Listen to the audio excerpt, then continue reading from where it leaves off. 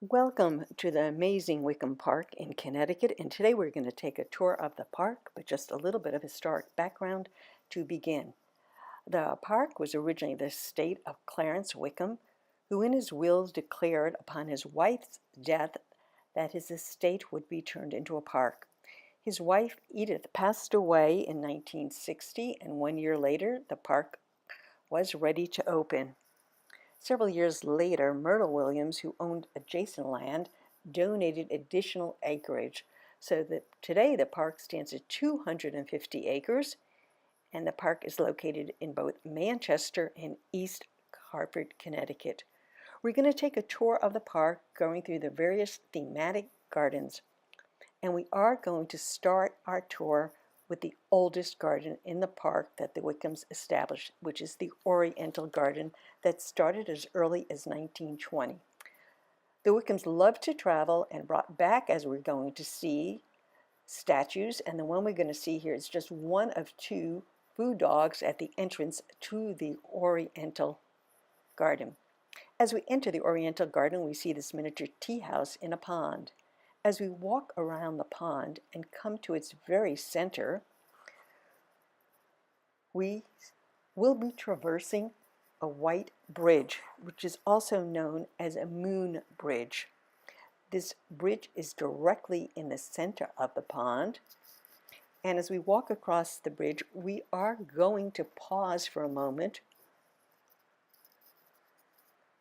right at the midpoint and look across the pond in the opposite direction at the lovely lantern that sits in the pond. At the end of the pond, we come upon a pagoda. This pagoda is a replica of the original pagoda that the Wickhams had, and the roof is the original. On the day I visited, I was fortunate to see an artist painting the scene. There are two entrances into the Oriental Garden, and this is the second entrance. And near this entrance, as we walk through, alongside of those arches, is a tea house. This tea house is the original and was used by Edith Wickham to serve tea and for social functions. The tea house is characterized by stained glass windows.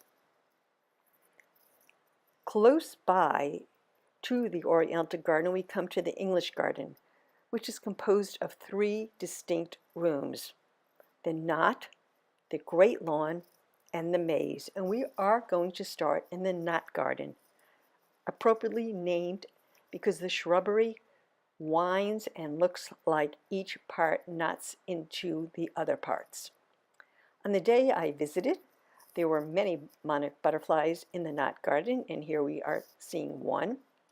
The knot garden is also characterized by 4 statues that stand in each of the corners that represent the 4 seasons.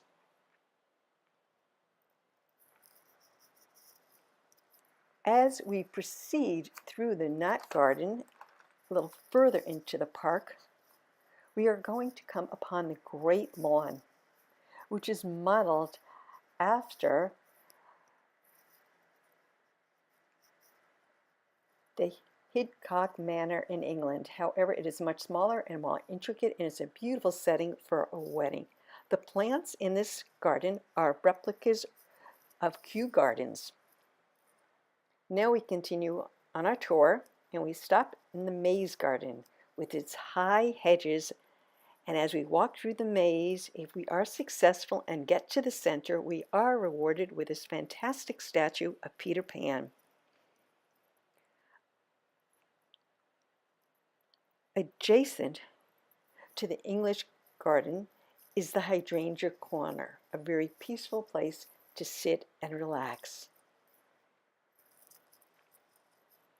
As we head further north in the park, we come to the Scottish Garden. The Scottish Garden, as we enter, we see 4 archways, and these archways have 14 different columns, and the Scottish Garden is characterized by different beautiful statuaries of mythical and historic significance.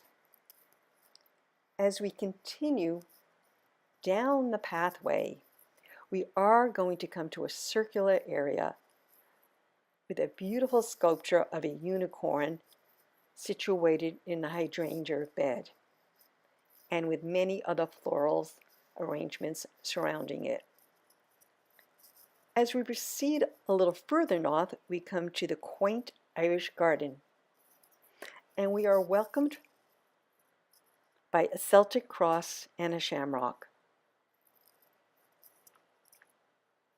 In one corner of the Irish garden, we have this beautiful statue, and alongside of it is a bench with a very quaint saying.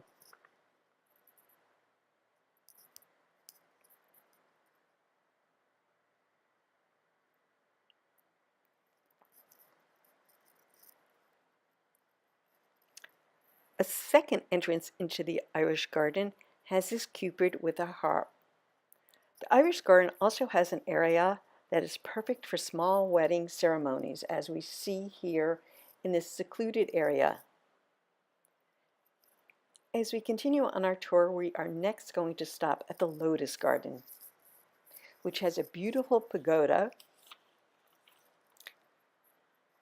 And from that pagoda, we can view the fountain.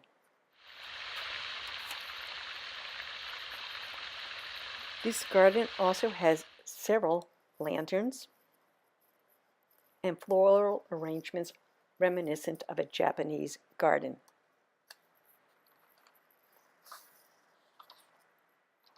Nearby to this garden, we come to the Italian shrine, which the Wickhams built as a place for their workers to worship. So here we have one statue, and then we come to the shrine with the statue of Saint Therese.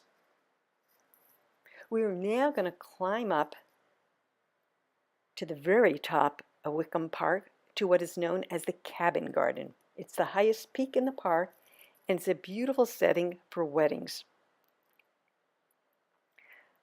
The Cabin Garden has an exquisite amphitheater, which we will walk through. And as we walk through it, we are going to see panoramic views of the Hartford skyline. On the day that I visited, there was a wedding in the Cabin Garden. As we leave the garden, we will take Rhonda's walk, where we will find a bench that memorializes the Wickhams. We'll descend through a shale path, through the woods, as we are about to end our tour of Wickham Park, just as the sun is setting for the day.